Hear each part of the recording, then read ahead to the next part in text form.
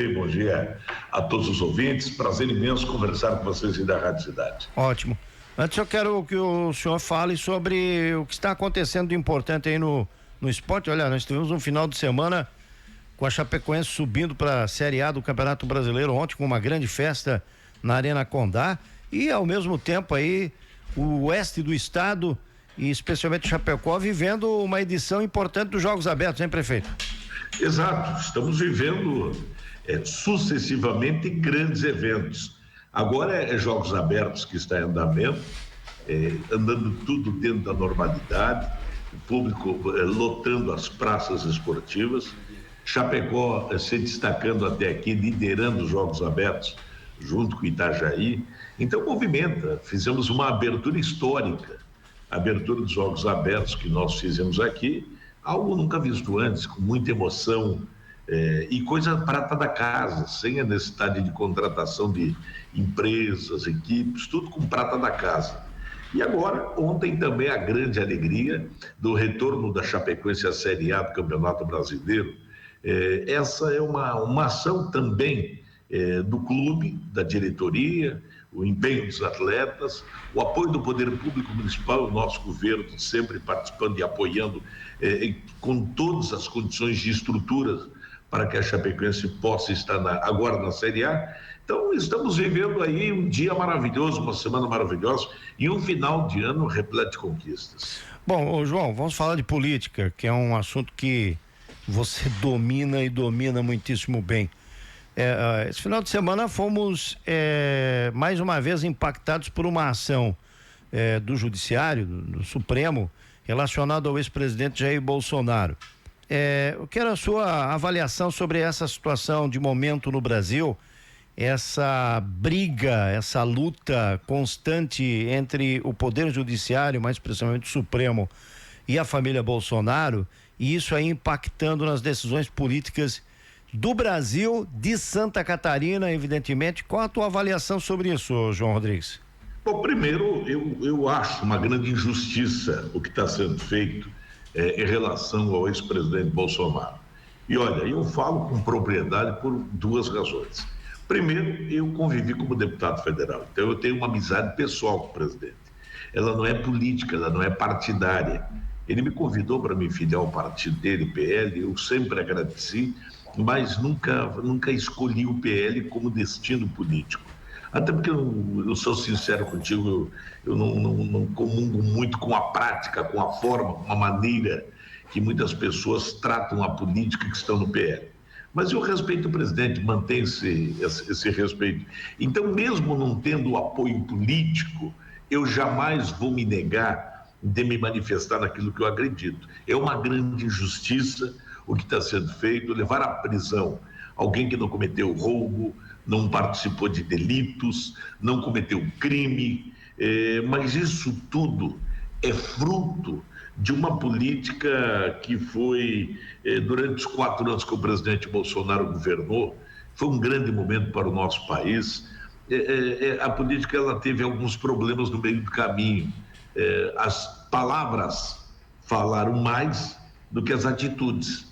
Então, muita coisa que foi dita, como por exemplo, você lembra daquela célebre frase dita pelo Eduardo Bolsonaro, que está nos Estados Unidos, logo quando nós ganhamos a eleição com o presidente Bolsonaro, que ele disse que com jipe e 4 milico fechava o STF. Tu lembra disso? Sim. Quer dizer, desnecessário começar uma provocação já no comecinho do governo. Ali iniciou-se uma batalha de governo com o STF, iniciou-se isso.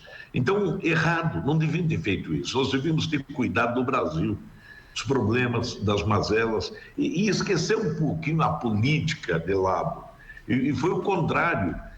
Parte do PL, viveu 4 anos do presidente Bolsonaro somente no projeto político. O debate só foi político, quando a gente tinha que discutir problemas, rodovias federais como a 470, a 282, os problemas, e aí tivemos também uma pandemia inesperada que abalou a humanidade. Tudo isso chegou aonde chegamos hoje. Mais de 400 inocentes presos, o presidente agora está aí no... Eles chamam de sala do Estado-Maior. Nada, é uma cela, está preso. Está dentro da Polícia Federal, detido, levou uma facada, não morreu por um milagre, mal explicada essa facada, até hoje não se descobriu os mandantes disso tudo. Então, eu te diria, atribuo como algo que vai ficar marcado na história do país. Um presidente inocente, preso. Isso não é bom para a democracia brasileira. Agora, diante disso, aqui quem fala é o Rodrigo Santos. Bom dia, prefeito. Em cima tudo o que acontece nesse momento, o que você acha que pode ser até a reação que eu digo para tumultuar ainda mais essa questão de ambiente político em cima do que aconteceu, ano que vem com a eleição? Queria que você fizesse uma análise mais macro do que pode acontecer no país também, depois do que aconteceu esse final de semana. Eu vou te dizer sinceramente, eu acho que alguns líderes do PL estão errando demais. Quando a gente deveria unir os partidos de direita no Brasil, você tem manifestações do próprio Eduardo lá dos Estados Unidos, acusando o Tarcísio, que é um grande governador, e não permitindo a escolha de qualquer outro nome que possa unir a direita brasileira, até porque o PL se acha só ele de direita. O PL foi vice do Lula por 2 mandatos. Se o Lula é presidente do Brasil, tem que aplaudir o PL. Então não venham com esse discurso puritano de que somente o PL... Não, nós temos grandes líderes. Eu aposto na união de líderes, homens, pessoas que pensem, que raciocinem o país, não apenas um discurso ideológico temporário. Nós estamos só discutindo, faz 4 anos que não se produz nada. 4 anos que você não discute problemas do Brasil, você não fala dos problemas, você só está falando todo instante do ideológico. Enquanto isso, Santa Catarina está completamente abandonada pelo governo federal no que se refere a problemas macros do nosso estado.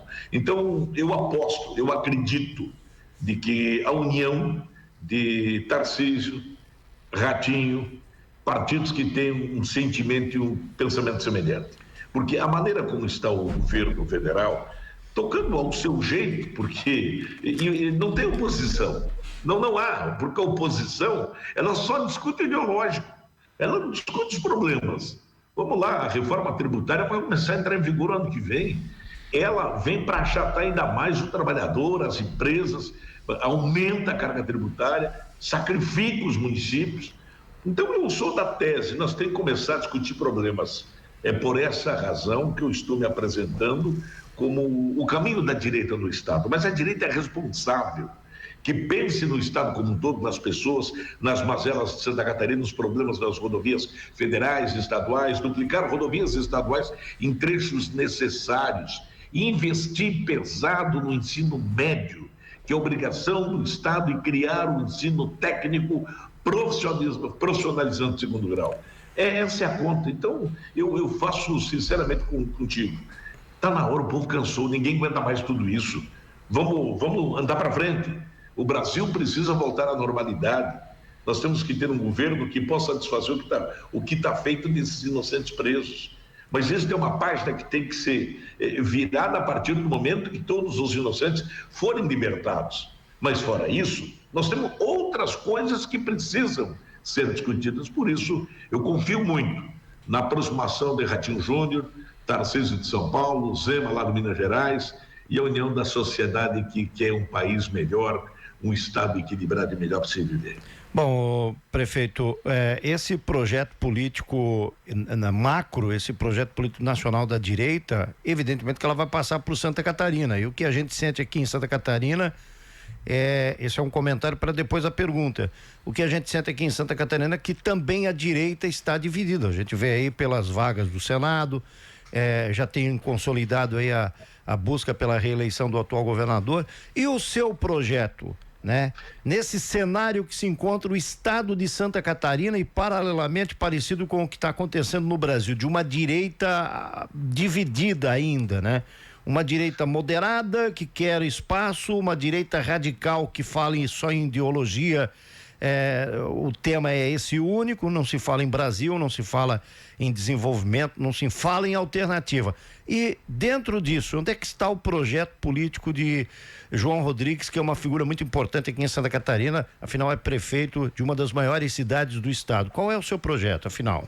Bom, primeiro eu quero um alinhamento, e é o que eu estou fazendo com o povo. O povo está com nojo desse cenário que está apresentado. Você notou que em Santa Catarina a disputa é pelo poder, né? Deu para perceber. São 2 vagas ao Senado com 3 pré-candidatos. A disputa é o poder, nunca foi as pessoas. Então, no meu entendimento, é por isso que eu tenho dito sistematicamente, eu quero fazer uma aliança com o povo. Eu tenho prioridades partidárias que eu gostaria que andassem comigo. Eu gostaria muito que União Progressista, União Brasil e PP estivesse comigo, o Partido Novo. Esse é o projeto que eu desenho. Os demais, não há problema nenhum. Respeito a todos. Cada um tem o seu ponto de vista e a sua maneira de fazer política. Mas tu pega os republicanos do Estado, aqui eu não quero acusar de forma alguma, mas ele virou nada mais, nada menos que um puxadinho do PL. Porque o presidente estadual do partido é um deputado federal que era PL, foi para os republicanos, e o vice-presidente é irmão do governador. Então você faz o partido de puxadinho. O que não coube no PL foi para os republicanos. Tá certo isso? Olha, legalmente tá, mas não é isso que eu faço. Eu quero e vou construir com o povo de Santa Catarina, para dizer ao catarinense, nós vamos ganhar a eleição, alinhados com a população. No ponto de vista ideológico, todo mundo me conhece, eu sempre fui, sempre sou, sempre serei. Eu tenho 10 eleições e disputei 10 contra a esquerda no Estado. Diferente do atual governador, que foi aliado de primeira hora da presidente Dilma em 2010. Tinha cargos indicados no governo federal. Então não pode jamais desprezar os seus aliados antigos. Eu sou adversário da esquerda, mas eu não desprezo, eu respeito. Ponto de vista ideológico, cada um tem o seu. Então a minha construção, ela passa a ser assim, é com pessoas, é com líderes, é tendo, por exemplo, João Martins Embrus, que foi nosso candidato a prefeito, esse jovem empresário como nosso pré-candidato a deputado federal, é construir com o operário, com o trabalhador, com os comerciantes, com os empresários. Nós precisamos falar com o povo, chega de negociar em gabinete, fazer acordos de poder. Isso eu não participo, não quero. Eu nunca, na minha vida pública, fiz isso. Eu construo alianças com viés de interesse público. Então, aonde entra o nosso projeto? Entra naquele povo que não está satisfeito com o que está aí. Não importa qual o seu sentimento, o seu posicionamento. O que a gente quer te ofertar é algo que vai mudar o rumo. Mas que modelo é esse, João? É o modelo Chapecó de governar. Como é que você pega uma cidade que está a 500 quilômetros da capital, que não tem uma rodovia decente para escoar a nossa produção, que não tem um porto para exportar o nosso produto? Como é que consegue transformar ela numa das principais economias do Brasil? Às custas de muito trabalho e de gestão pública equilibrada. Como é que se consegue ter um time na Série A do brasileiro? Coisa que cidades do Porto de Joinville, Florianópolis, Blumenau ainda não conseguiram. Porque aqui tem um poder público municipal que participa ativamente de todo o processo, juntamente com toda a sociedade. Não é menosprezar as demais cidades, eu só falo de tamanho. Como é que se consegue ter o primeiro autódromo internacional de Santa Catarina asfaltado e vamos inaugurar ano que vem com a NASCAR Brasil? É gestão pública. Como é que se consegue tirar os moradores em situação de rua e acomodá-los, tratá-los, encaminhá-los ao mercado de trabalho? É gestão pública. E vou te fazer aqui um desafio. No debate que nós vamos começar na eleição, eu vou desafiar o atual governador, eu vou pedir e vou provar. Quem fez mais obra, ele ou eu? A prefeitura de Chapecó, o governo do estado. Mas de que maneira? Quanto de obra ele contratou com projeto, ele, no governo dele, ele licitou e executou, e eu faço quanto eu licitei, contratei e executei. Porque as obras que eu falo do governador é as dele, não as do Moisés. Não as rodovias estaduais que estão em obras, que ele nominou de estrada boa, mas é as estradas do Moisés que estão em execução. Eu falo dele, contratar e executar. Aí quando tu compara o município de Chapecó, que foi mais que estado, você se pergunta, mas peraí, cadê a capacidade? Quem tem mais capacidade de gestão? Quando eu te digo, olha, a universidade pública e gratuita tem um grande marketing, uma propaganda extraordinária, mas na real é um projeto que está sob suspeita do Tribunal de Contas, de que deixou centenas e centenas de alunos carentes que estão na justiça, devendo porque não conseguem pagar as mensalidades, porque não era verdade que a universidade seria pública e gratuita para todos. Ela passou a ser para alguns milionários e outros carentes, mas muitos carentes não conseguiram acessar. Então, o que eu quero te dizer? Eu mudo o programa. E como é que eu mudo? Eu vou investir no ensino médio, que é obrigação do Estado. Todo o ensino médio de Brusque, por exemplo, no nosso governo, ele vai ser técnico, profissionalizante, de qualificação, para que o jovem saia da escola e já vá ao mercado de trabalho. A universidade pública e gratuita continuará existindo, com critérios, para pobre, para quem não tem para pagar. E a bolsa de estudo tem que ir para o aluno, não tem que ir para a universidade sanar suas dívidas. Então, é dessa maneira que eu penso gestão pública, com os pés no chão, com respeito ao cidadão e, acima de tudo, investindo onde tem que ser investido. Não é lançar programa da cabeça e depois, quando coloca no papel, viu que está errado, tem que corrigir, como foi Estrada Boa, como é a universidade gratuita que está sendo reconstruída no meio do caminho. Então, a gestão pública é mais do que discurso, tem que ter atitude.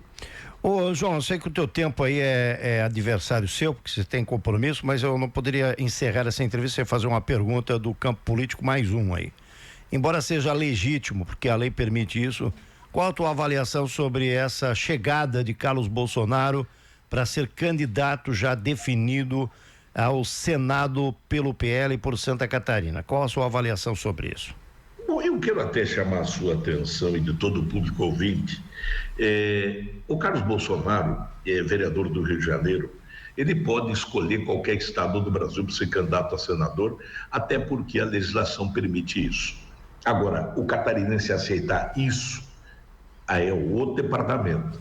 Só tem um aqui que não pode reclamar, que curiosamente eu não vi fazer nenhuma defesa, não abraçou a candidatura, ignora a candidatura, e o mais intrigante é de que os maiores patrocinadores do Estado, aliás, os patrocinados, os blogs que mais ganham dinheiro do Estado, que se sustentam às custas do Estado, como o senhor Prisco Paraíso, por exemplo, que recebe uma grana preta do Estado, é o colunista que mais ataca Carlos Bolsonaro. E por que eu digo que o governador tem compromisso e obrigação? Porque se não fosse o presidente Bolsonaro, o atual governador não seria governador. E boa parte dos deputados federais que estão não seriam deputados, e nem os estaduais. Entre o povo querer ou não, é outro departamento. Mas a questão de você cumprir com a palavra e você ser leal, isso não tem preço. Então eu vejo a candidatura do Carlos Bolsonaro a berlinda, abandonada pelo PL no Estado, porque o PL, liderado pelo governador, assumiu um compromisso de colocar Espírito Amin como candidato ao Senado.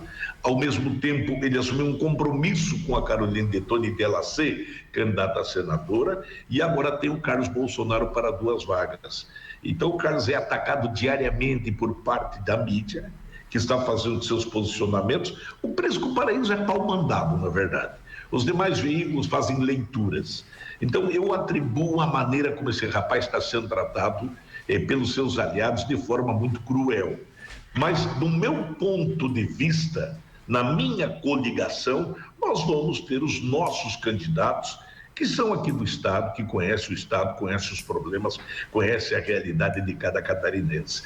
Eu acho que nós somos um Estado de direita, sim. É um Estado que produz, que trabalha, que constrói. É um Estado modelo para o Brasil. E exatamente por ser um Estado intelectualmente acima da média do Brasil, não é um Estado que aceita qualquer coisa que alguém diga ou dite. Nós temos vontade própria. Nós temos desejos próprios, nós sabemos um futuro melhor para os nossos filhos e para todos os catarinenses. Agora, a partir do momento que um percentual não tem vontade própria, não tem visão do futuro, não vê absolutamente nada diante dos seus olhos, a não ser o que alguém lhe manda fazer, aí você está sendo exatamente idêntico àqueles de qualquer região desse país que são menos muito menos intelectualizados, ou que têm uma visão de Estado como nós temos de Santa Catarina. Então, a candidatura do Carlos, eu respeito ela, é legítima e é de direito, mas ele está numa outra aliança, a aliança que ele está aqui deveria defendê-lo, mas exatamente ela que está fritando o seu nome aqui no Estado. Porém, nós vamos apresentar o projeto para Santa Catarina, que é catarinense raiz. Deus está no nosso coração, a pátria é o nosso Estado, a pátria é Santa Catarina. E evidentemente que nós vamos fazer esse projeto com nós, sendo ou não político, podendo ser empresário, mas é gente aqui do Estado de Santa Catarina. Muito obrigado, João Rodrigues. Esperamos uma outra oportunidade, o amigo aqui em Brusque, ou debatendo conosco e falando da situação política do Estado. Um grande abraço, uma ótima semana.